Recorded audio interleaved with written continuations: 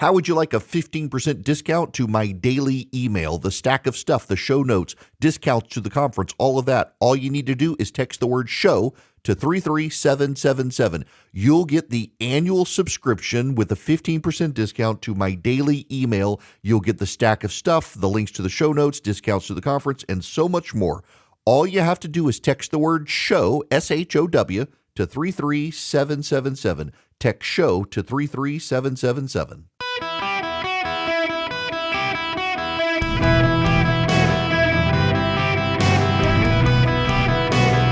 Welcome to the Eric Erickson Show podcast, Hour 2. Greetings, conversationalists. Welcome. It's Eric Erickson here across the United States of America. The phone number is 877-973-7425. If you'd like to be on the program, if you text Army to 33777, you can fill out the form. Just need your name, email, and zip code. And as we start traveling around the country doing live events, we'll be able to let you know where we are when we're getting there. And we can also, based on those of you signing up, target where we're going to go. So please text Army to 33777. I got to talk to you about our economic picture right now. So there are people on both sides. It's not an either or. It's both sides believe that the government cooks the books in such a way as to rig data to tell you a story that's not actually true. And to a degree, yes. There's a problem, though, with the theory in that the private sector double checks. This is something that can't happen in communist countries. So, for example, when China tells you its economy is growing at 8%, you can't really believe that that's true.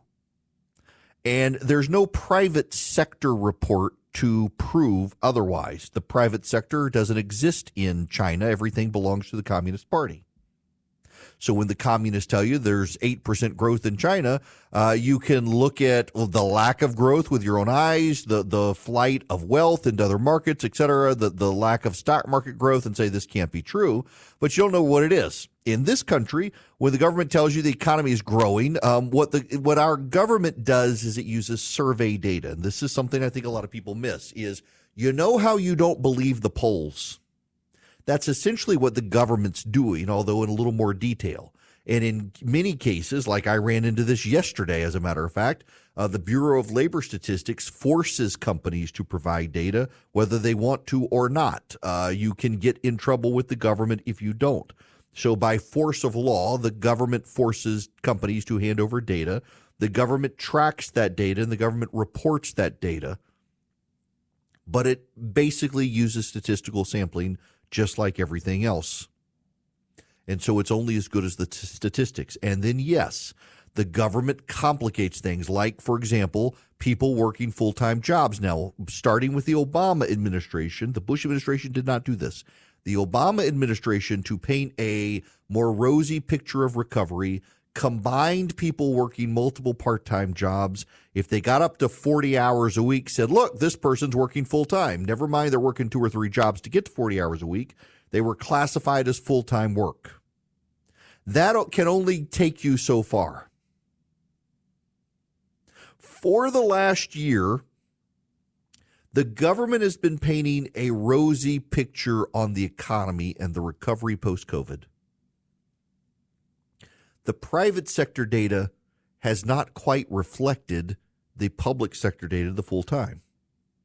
In large part, what the feds were doing was they weren't lying. They were just skewing the data. You know, there are lies, damn lies, and statistics. These were the statistics, and the government massaging the statistics. But again, the difference between our country and a communist regime is that you can only lie for so long in this country at the governmental level. You can only rely on statistics that are flawed for so long before the private sector data catches up with you. And we are now at the moment where the chickens are coming home to roost for the Biden administration, inconveniently for Kamala Harris before the election. This is from Bloomberg News. U.S. job growth in the year through March was likely far less robust than initially estimated, which risks fueling concerns the Federal Reserve is falling further behind the curve to lower interest rates. Goldman Sachs and Wells Fargo economists expect the government's preliminary benchmark revisions on Wednesday to show payroll growth in the year through March was at least 600,000 weaker than currently estimated, about 50,000 a month. While J.P. Morgan Chase forecasters see a decline of about 360,000, Goldman Sachs indicates it could be as large as 1 million. There are a number of caveats in the preliminary figure, but a downward revision to employment of more than 501,000 would be the largest in 15 years and suggest the labor market has been cooling for longer, and perhaps more so than originally thought. The final numbers are due early next year. Such figures could also have the potential of shaping the tone of Fed Chair Jerome Powell's speech at week's end in Jackson Hole, Wyoming. Investors are trying to gain insight as to when and how much the central bank will start lowering interest rates as inflation and the job market cool. Once a year, the Bureau of Labor Statistics benchmarks the March payrolls level to a more accurate but less timely data source called Quarterly Census of Employment and Wages, which is based on state unemployment insurance tax records and covers nearly all U.S. jobs. The release of the latest quarterly census report in June already hinted at much weaker payroll gains last year. As it now stands, the Bureau of Labor Statistics data shows the economy added 2.9 million jobs in the 12 months through March 2024, or an average of 242,000 per month. Even if the total revision is as high as 1 million, monthly job gains would still average around 158,000, still a healthy pace of hiring, but a moderation from the post-pandemic peak. Now, again, this is important for you to understand, because I know we're all conspiratorial these days in how we think about these things and government cover-ups. So the Bureau of Labor Statistics uses statistical sampling each month to determine jobs hirings. They take surveys of employers around the country, they randomly sample, they produce the numbers. But then once a year, they look at the actual state-level employments. Now, why once a year?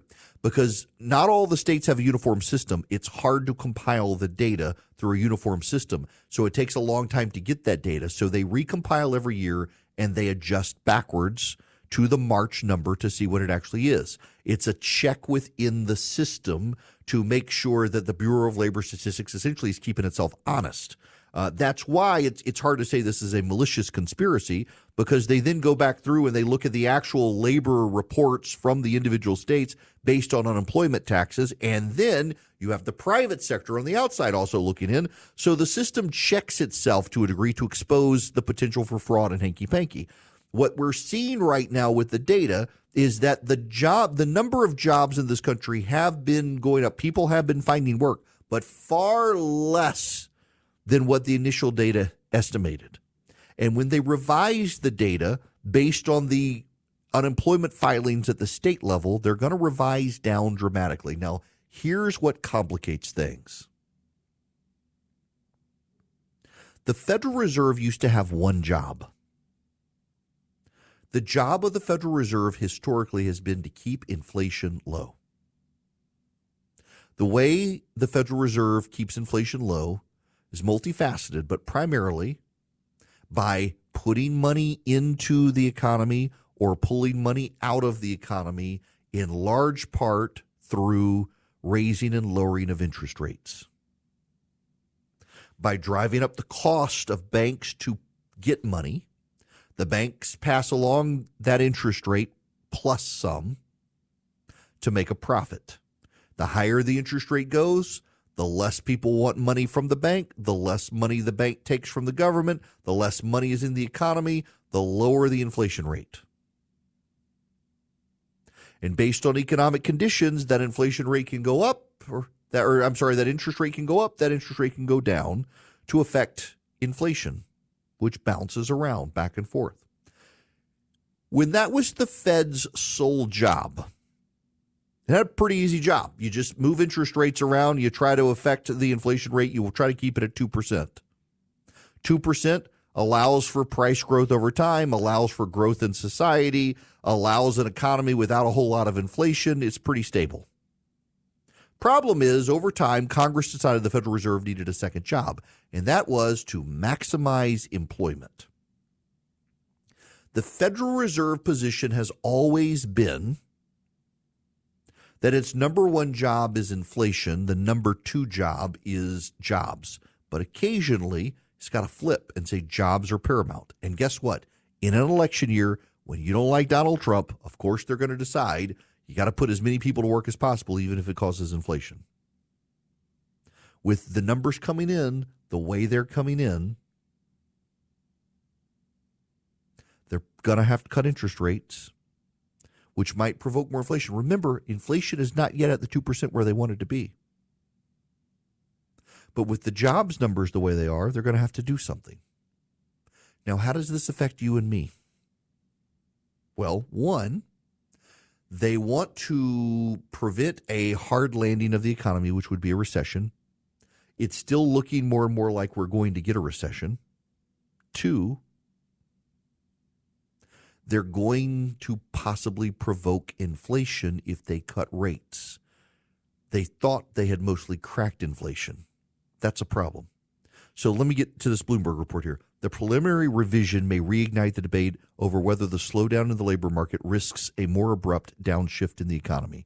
Employers substantially scaled back hiring in July, and the unemployment rate rose for the fourth straight month, while that contributed to a $6.4 trillion global market sell-off. The S&P 500 recovered.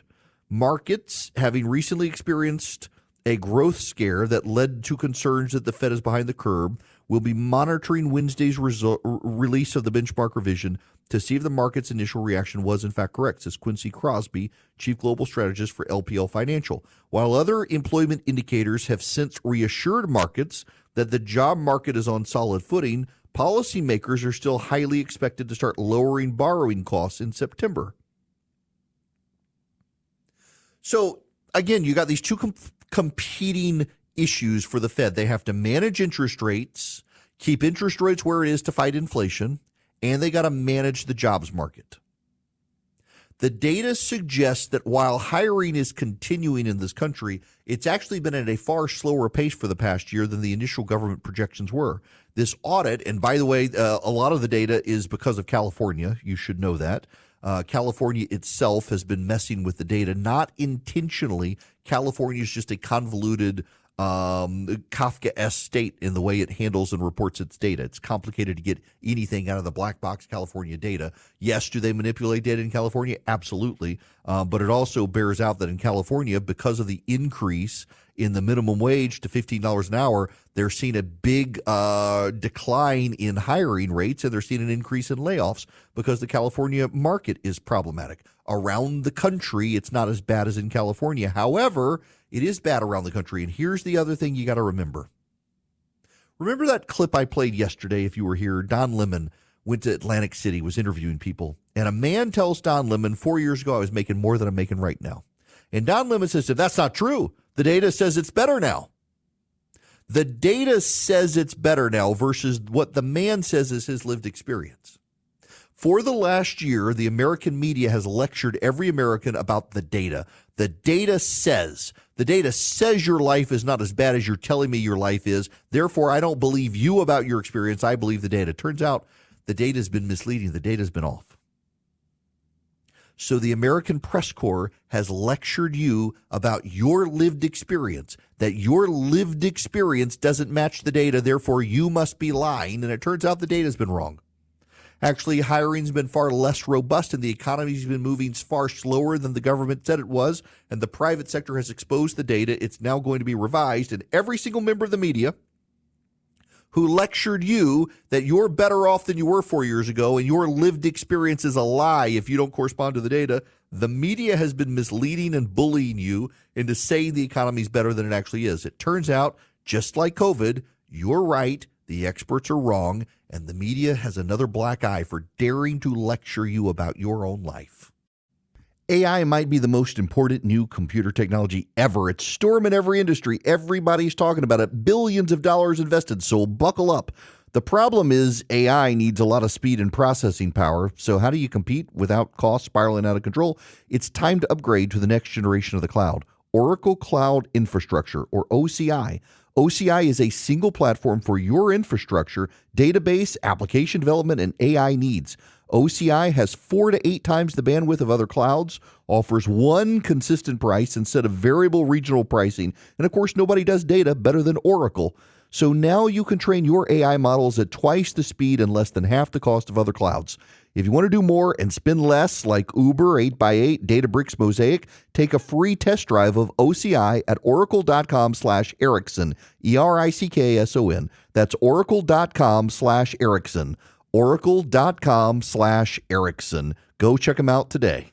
This just in, Governor Andy Beshear of Kentucky says he will not apologize for suggesting that J.D. Vance's child needs to be raped. He said it this morning on MSNBC. He was not that explicit. What he said was that J.D. Vance's family needs to experience rape and the struggle over abortion from it. I'll play you exactly what he said.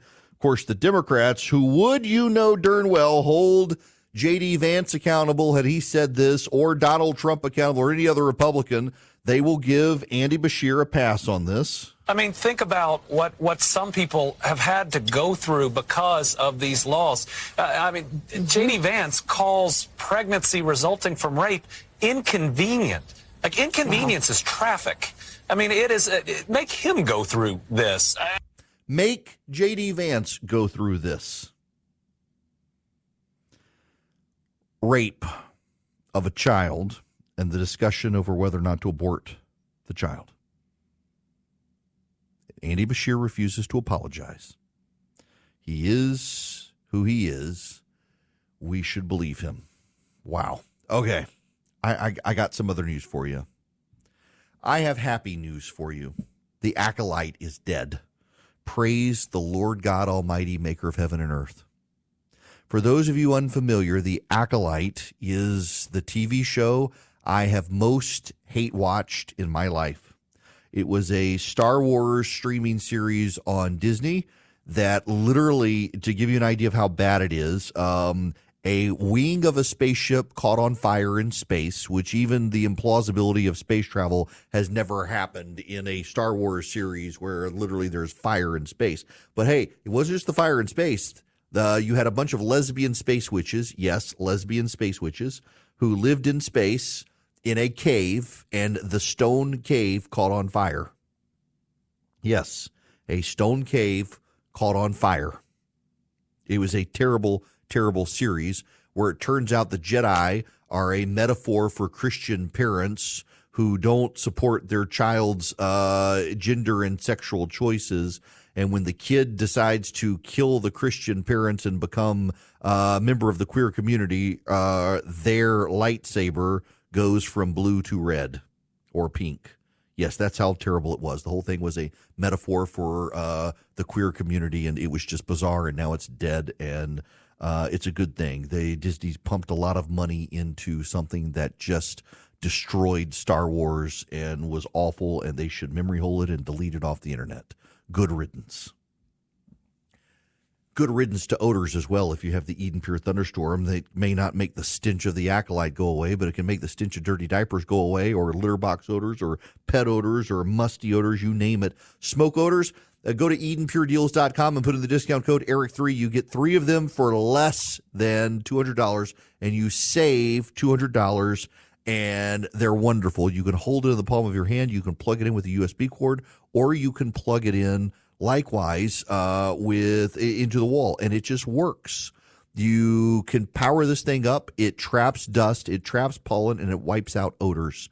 You name the odor, it's going to wipe it out. It generates ozone, gets where the odors are, wipes out those ions. All you do is go to EdenPureDeals.com, EdenPureDeals.com. You use the discount code ERIC3, ERICK3. You get 3 of them. You save $200. EdenPureDeals.com, discount code ERIC3. You will thank me later. This thing really works. My fellow Americans, I'm delighted to have you with me. It's Eric Erickson here across the nation from Atlanta, Georgia. The phone number is 877-973-7425. I guess I'm about to make some of you upset. Lately, I've been doing this. You can tell tempers are flared here. you can tell that people are on edge about the election. Because if I say one thing that it is not in line with people's thinking about this, like, boy, do I get hate mail, and it is inevitably someone much older than me. So I might as well strike a match and burn a bridge. Can I just say this whole communism talking point is dumb. I know some of you believe it. I had one of the angry people who said he'll never listen to my show again and actually decided he was going to call the program directors of America and tell them to cancel my show and go after my advertisers. He sent an email, and at the end of it, said it's either Trump or communism. That binary. Communism is to the Republicans what racism is to the Democrats. Every Republican is the most racist person ever, and every Democrat is the most communist person ever. I have a hard time believing very many people are persuaded by either talking point at this point. It reminds me in 2016 of the Bill Maher monologue on HBO where he's like, look, I know we said Ronald Reagan was racist and George H.W. Bush was racist and Bob Dole was racist and George W. Bush was racist and John McCain was racist and Mitt Romney was racist. But this time we really mean it. Donald Trump is racist. I still laugh about that. I mean, that was it. I know we've said every Republican ever was racist, but this time we really mean it. Didn't help. Didn't help.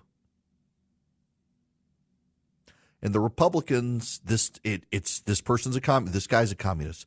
Hillary Clinton would bring communism. Barack Obama was a Saul Alinsky communist. Bill Clinton was a communist who dodged the draft because of Vietnam. Walter Mondale and Geraldine Ferraro were a bunch of San Francisco communists. They're communists.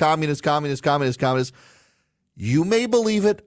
I may believe it. I kind of do. But nobody's going to be persuaded by this because it's the boy who cried wolf. Can we get new talking points, please? I don't expect the Democrats to give up the screams of racism, nor do I expect the Republicans to give up the talk of communists, nor do I expect the average American to really care. That is my frustration with the messaging about this is communism, because, I actually, yes, as the Washington Post pointed out, when your opponent is calling you a communist, maybe don't embrace price controls, because, yes, Kamala Harris's economic vision is something that has been tried and failed in many a communist nation. It's a bad policy. And yes, Tim Walz has praised communism as meaning everybody shares equally. Kamala Harris has moved from equality to equity, that we need equal outcomes for people in life. Yes, I totally get it. But we've said it so often for so many people, whether it's real or not this time, there's so many more effective talking points for Republicans to talk about. And honestly, there's a generational thing. I'm trying to be diplomatic here. Older Americans who are winding down in life always seem to be in more of an existential terror about this election, that this is going to be the last election. And for them, it may very well be. They might not be alive at the next election. They are the most prone demographic to vote. The older you are, the more likely you are to vote. And we have an 80-year-old running for president in that demographic, and he's railing on the communists of the Democratic Party. Just as the Democrats, Joe Biden in particular, rails on the racists of the Republican Party. The Democratic Party literally is doing a convention in Chicago where they are dividing the room up by race. They are segregating themselves by choice. That, my friends, is racist. But there are more effective ways to talk about what's going on. In particular, the economy, national security, the border. There's so much. Vets on Duty was a group. They came to the gathering.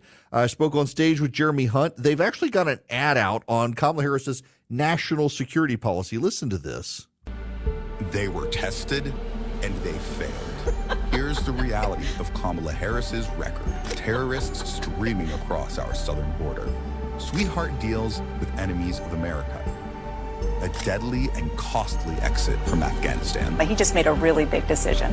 Afghanistan. Yes. Were you the last person in the room? Yes. And you feel comfortable? I do. This is the true cost of Kamala Harris's failed leadership. Tell Vice President Harris it's time to protect our national security. And it ends with the headline of 13 service members killed in Kabul.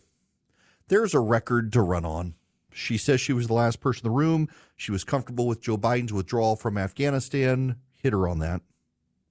She was the tie-breaking vote in the United States Senate for the stimulus plan that wrecked the economy. Hit her on that. She was the tie vote for the Green New Deal that Joe Biden bragged about last night, expanding EVs across the country. They spent millions of dollars and only installed 6 EV chargers in the country. Hit her on that. Metaphorically, of course, metaphorically. You don't have to call her a communist. When you call her a communist, the brain of many American independent voter begins to turn off, thinking, you're not a serious person. You and I may think she is. And again, I don't disagree. Her policies, right out of Marxism. The problem here is that most Americans are so used to hearing Democrats scream racism and Republicans scream communism that they tune it out. A buddy of mine, we were having this discussion yesterday, as a matter of fact, about billboards. When I was in campaign management school, it doesn't matter whether you go to a Democrat or Republican campaign management school, they tell you, don't waste your money on billboards because there aren't good metrics for billboards. They're very scattershot. I tend to actually disagree. In some cases, they can be done right. I'm actually trying to get my friend in touch with a super PAC who could possibly run with his idea because there is some metrics out there for this. But one of the things you're taught in campaign management school is that if you're not rotating the billboard out, what happens is people drive past every day and they begin to tune it out. There's one reason you got to rotate your message. So some of the advertisers that I do advertising with, I record multiple spots, and over the month, it's the same theme, but the spot begins to change. And so after you've heard the ad for a little while, you tune out. But if you change the spot, all of a sudden people's ears perk up. You got to say, wait, this is different. What is this? Oh, it's that same company. Republicans saying communism, communism, communism, communism, communist, communist, communist, communist, communist. People begin to tune it out. Half of them went to American public schools. They don't even know what a communist actually is anymore. They think it's the nice women and gender studies teacher with the hairy armpits that was a perfectly pleasant person, even if they might have thought they were a little odd. That's their communist. That's what Kamala Harris is. Does she save her armpits? I don't know. That's the extent of what they think a communist is. We got to do better. And the way to do better, of course, is to talk about the record. You can say communist without saying communist. Kamala Harris says she wants Americans to have equal outcomes, not equal opportunity. The communism is implied.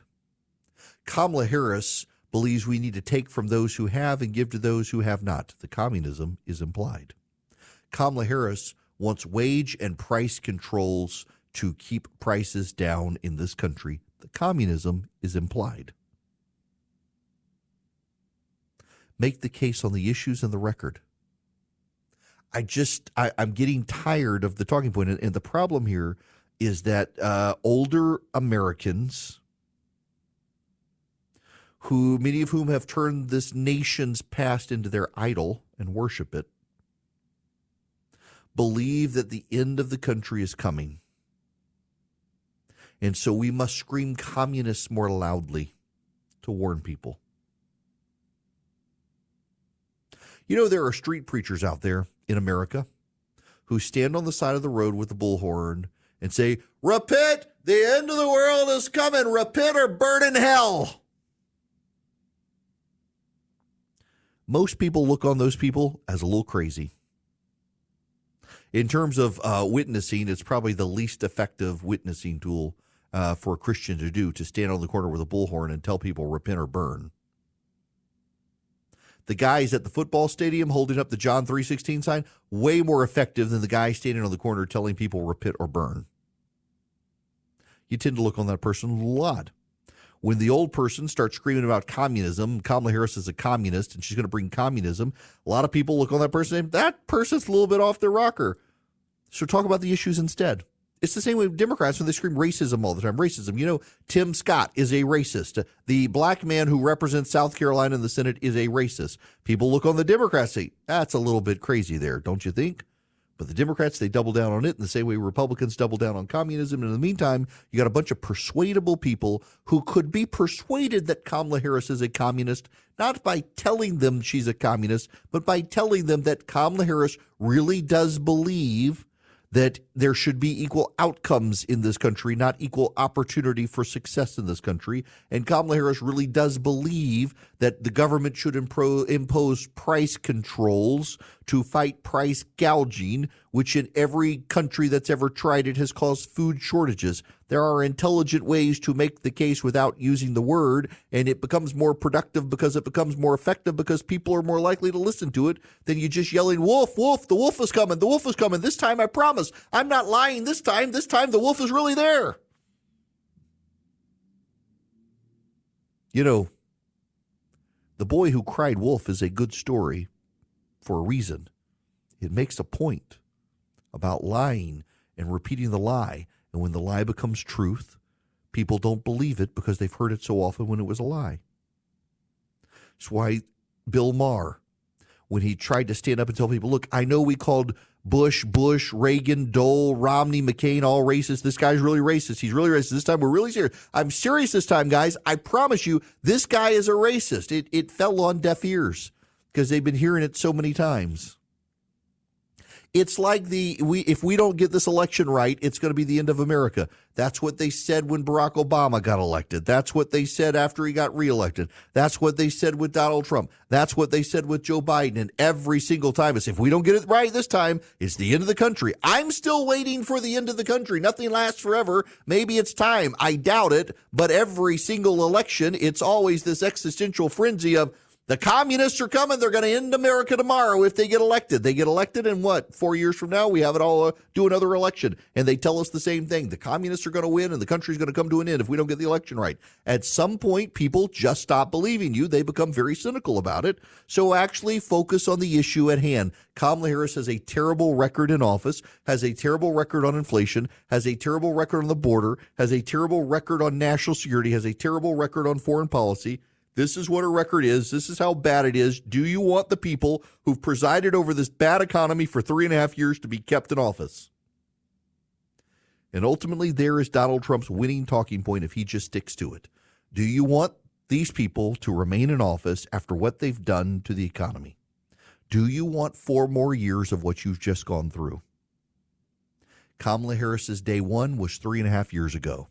The fact that she thinks she's going to have a day one in January of next year raises the question of what the heck has she done the last 3.5 years? There's a way to say everything you want to say about Kamala Harris and imply it so that people pay attention to a message that doesn't sound like it's the same old crazy talking point. We got to do better with the messaging. Now, one of the things that Kamala Harris wants to do, encourages others to do, and the left does, is target gun owners, gun stores, gun manufacturers.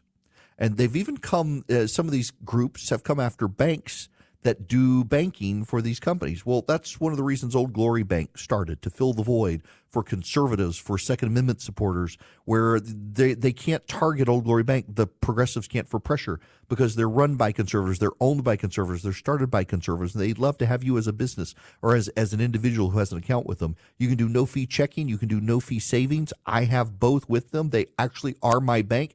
And I really enjoy them. Their app is very innovative. I love their debit card feature where I can turn it on and off in case I've lost my card. I had to do that in the airport a couple of, last month. And it just works. I can deposit cash even though it's an online bank. They're very innovative. They're very good. They're for conservatives. They're by conservatives. You never have to worry about your account being debanked as some progressives would want. All you have to do is go to oldglorybank.com. Oldglorybank.com. You can get an account in less than, 5-6 minutes. It does not take long. You fill out the form, you get your account, no fee checking, no fee savings. You can upgrade your accounts as well. They've got business accounts. You can do so much with Old Glory Bank. They're a real bank. Mortgages, loans, you name it. Member FDIC, equal housing lender. Terms and conditions apply. OldGloryBank.com.